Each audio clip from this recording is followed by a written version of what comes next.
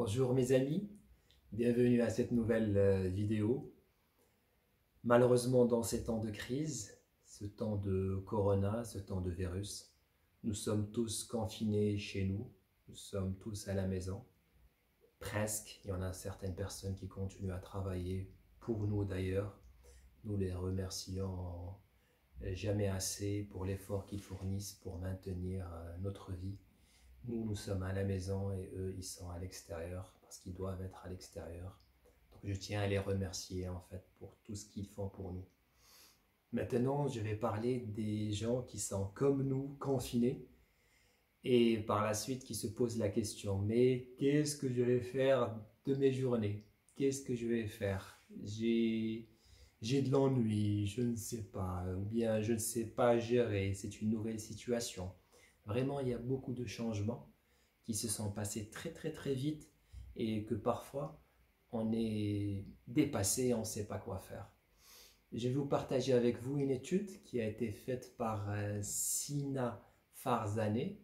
En fait, c'est l'histoire ou bien c'est les leçons des personnes qui ont été réfugiées par le corona notamment. Et en fait, ce sont 5 phases psychologiques par lesquelles nous allons passer et par lesquelles nous allons apprendre certainement des choses. Alors, la première phase, c'est la phase de la survie. C'est la phase de l'adaptation. Alors, le mot d'ordre, c'est la peur, c'est la panique. Parfois, c'est le manque de sommeil et nous sommes très réactifs. Nous sommes sur les aguets et nous surveillons qu'est-ce qui se passe. Nous nous concentrons sur les news, sur les informations, sur les WhatsApp, sur les messages, et nous sommes submergés par ces informations. Vraiment, c'est je veux de l'air, je veux respirer, je veux survivre, d'où la notion de phase de survie. Les questions qu'on devra se poser durant cette phase, ils sont très importantes et fondamentales, et fondamentaux. Écrivez-les. La première question, qu'est-ce que je veux faire dans cette période? Qu'est-ce que je veux faire? La deuxième, ce temps, comment le transformer d'un temps quantitatif qui est lent à un temps qui est qualitatif? Comment transformer mon temps et qu'il devienne un temps qualitatif? Troisième question, c'est comment on va occuper nos journées. Comment on va occuper nos journées? Ce sont 3 questions très importantes à se poser. C'est comme si on va faire un plan de continuité d'activité, notre plan d'urgence, notre plan pour gérer cette étape de survie. Alors, quand on commence à se poser ces questions et on commence à trouver des réponses, on va passer à la deuxième phase. C'est la phase de la sécurité, de la survie à la sécurité. Cette phase, elle est caractérisée par on commence à s'habituer à ce nouveau mode. On commence à baisser nos défenses. On n'est plus sous tension, mais on se calme un peu. Et par la suite, on commence à ranger. Ranger quoi? Ranger nos placards, ranger tout ce qu'on trouve, et par la suite même, ranger notre intérieur. Commencer à penser à notre intérieur. Et ça, c'est très important. Quels sont les conseils pour cette étape? Première chose, réduire la consultation des WhatsApp. Réduire la consultation des WhatsApp. Réduire la consultation des WhatsApp. Certainement, vous l'avez constaté, actuellement, nous devons vider la mémoire de nos téléphones tellement nous recevons beaucoup de messages. Alors, comment on peut réduire cette fréquentation? Si on veut se désabonner carrément de certains groupes qui ne sont pas intéressants ni importants, on peut le faire. Sinon, juste, je mets les notifications en silencieux. Comme ça, c'est pas à chaque message, je vais réagir.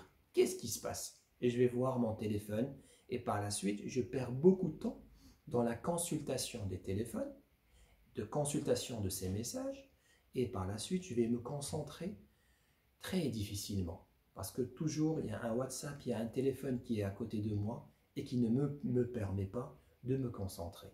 Donc, premier conseil, moins de WhatsApp. Deuxième conseil, explorer nos passions. Qu'est-ce qu'on souhaite faire et on n'a jamais eu le temps de le faire? Qu'est-ce qu'on souhaitait faire et on n'a jamais eu le temps de le faire, faute de temps? Ben maintenant, c'est le moment d'introspection. C'est pour ça que j'ai dit ranger notre intérieur, c'est-à-dire rentrer à l'intérieur de soi et dire quelles sont nos passions et peut-être c'est le moment de se pencher dessus. Là, c'est notre deuxième phase de sécurité. La troisième phase, c'est la phase d'appartenance. Survie, sécurité, appartenance. C'est quoi cette phase? Alors, la normalité commence à s'installer. Une nouvelle normalité. Un nouvel apprentissage. Je commence à gérer mieux mon temps. C'est une étape très importante. La gestion du temps, elle est primordiale durant cette crise. Et durant cette étape d'appartenance, on commence à gérer mieux notre temps entre la famille et le travail.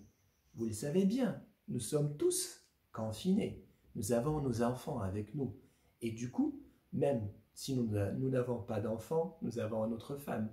Donc nous commençons à gérer le temps associé à la famille et gérer le temps associé au travail. Et là, c'est un nouveau équilibre qui s'installe. Donc le conseil à cette étape, c'est garder cet équilibre une fois qu'il est trouvé. Combien de temps je vais consacrer au travail? Combien de temps je vais consacrer aux enfants, à ma famille et comment je vais organiser ma journée? Donc c'est une journée de transformation où je vais passer d'une étape où je ne savais pas quoi faire à une étape où je commence à ranger, à cette troisième étape où je commence à équilibrer le temps. Équilibrer le temps, équilibrer le temps. C'est fondamental. Pour passer à une nouvelle étape, c'est une étape de transformation. C'est une étape d'importance. C'est une étape d'importance. Le mot d'ordre, c'est la transformation. Pourquoi la transformation? Parce qu'il y a eu beaucoup de changements qui ont eu lieu. Vous allez le constater, mes amis. Vous allez faire, subir, suivre, quand vous voulez. Choisissez le verbe que vous voulez. Mais il y aura beaucoup de changements dans votre vie pendant cette crise et en très peu de temps. C'est fondamental. En très peu de temps, il y aura beaucoup de changements. Et c'est là, on va dire, c'est un moment de transformation. C'est un moment où nos neurones doivent être éveillés parce qu'on aura beaucoup d'idées. Nous devons être à cette phase très attentifs aux idées qui émergent parce que ce seront des nouvelles idées qui vont nous permettre de créer quelque chose de nouveau, créer quelque chose de différent par rapport à notre vie antérieure. Oui, il y aura un avant et un après. Et donc cette phase-là, il faut être attentif aux nouvelles idées qui vont venir. Du coup, il faut être en mode accueil des idées, des intentions, des actions. Tout ce qui va émerger, tout ce qui va venir, il est le bienvenu parce qu'il va instaurer une nouvelle vie avec des nouvelles règles dans notre vie familiale, dans notre vie professionnelle, dans notre vie intime et même dans notre sphère sociale, la relation avec les autres. Donc c'est le moment où il y aura beaucoup de transformations. C'est une étape d'importance. Quels sont les conseils dans cette étape? Le premier conseil, maintenir cet équilibre. C'est un équilibre qui est intéressant, qui est riche et qu'on a accouché après une crise.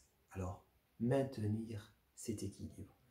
Deuxième étape, nous allons créer des relations différentes.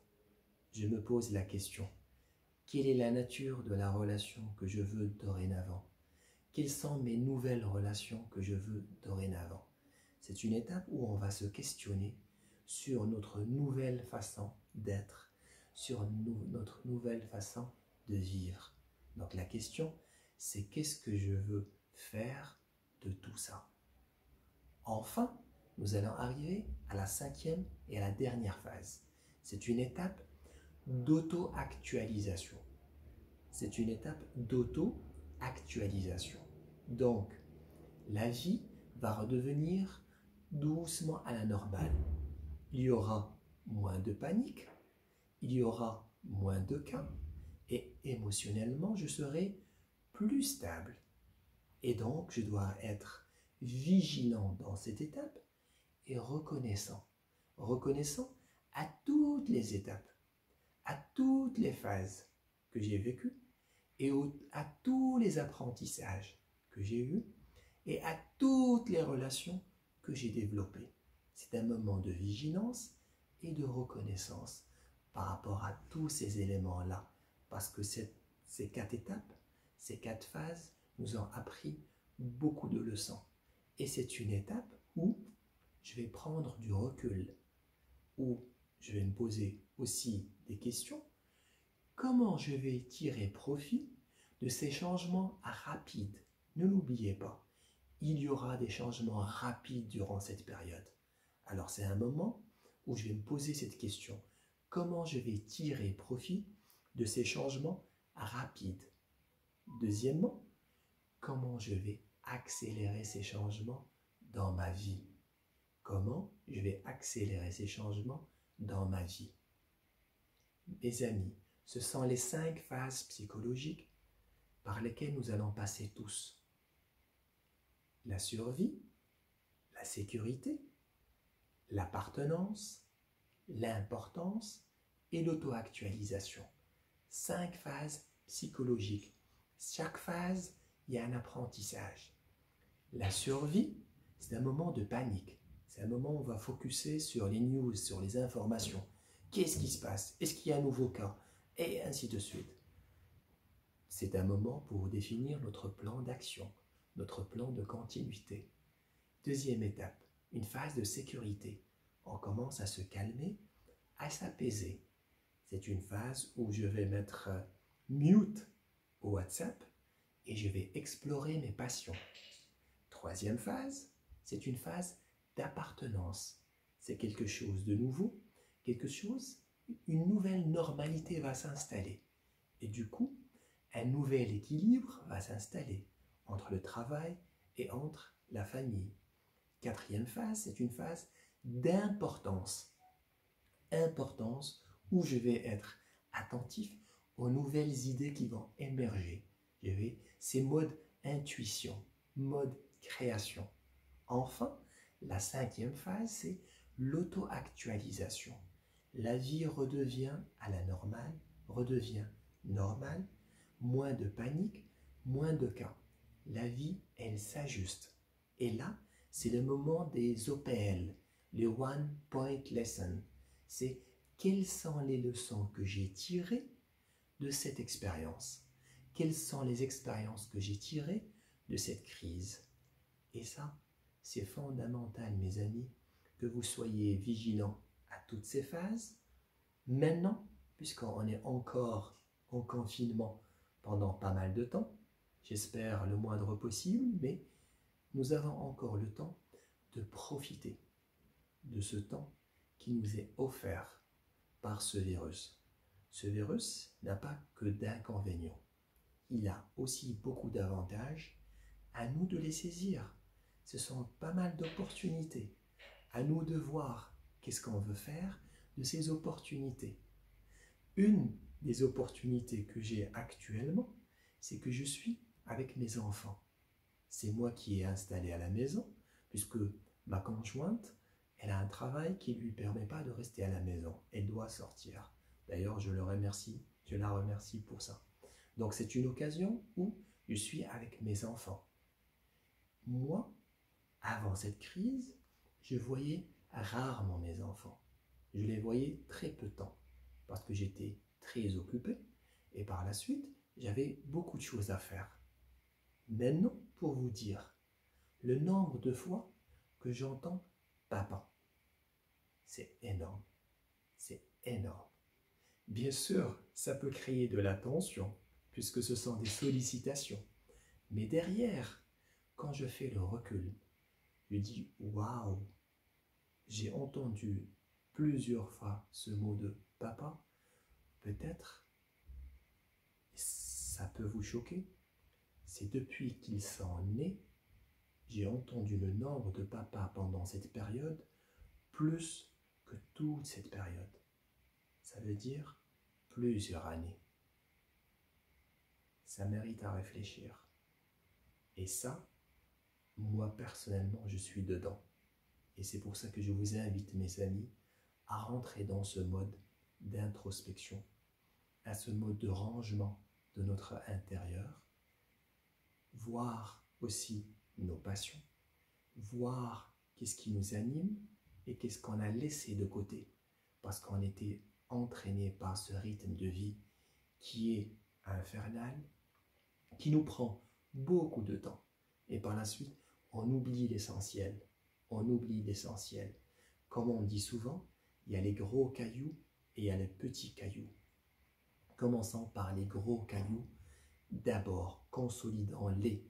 Et par la suite, les petits cailloux et le sable, et ainsi de suite. Voilà mes amis, j'étais très content et très heureux de partager avec vous cette vidéo. Comme je disais, en temps de crise, mais tranquille, avec la crise, on peut grandir. Et c'est ça ma devise. Crise ou pas crise, on peut grandir. Avec le corona, on prend soin du corps qu'on a. Donc, on peut bien s'amuser pendant cette crise. Et j'espère bien que vous vous amusez aussi dans ces temps de crise. Dernière proposition, si vous souhaitez, je peux faire avec vous un live sur un des réseaux sociaux. Donc par la suite, si ça vous intéresse, dites-le dans le commentaire de cette vidéo. Comme ça, s'il y a beaucoup de personnes qui sont intéressées, on pourra faire ce live. Je pourrai vous communiquer par la suite le comment. Ça sera un moment d'échange entre nous, un moment de partage de comment on vit nos journées, qu'est-ce qu'on a fait de nouveau dans nos journées et où sommes-nous, dans quelle phase de ces 5 phases.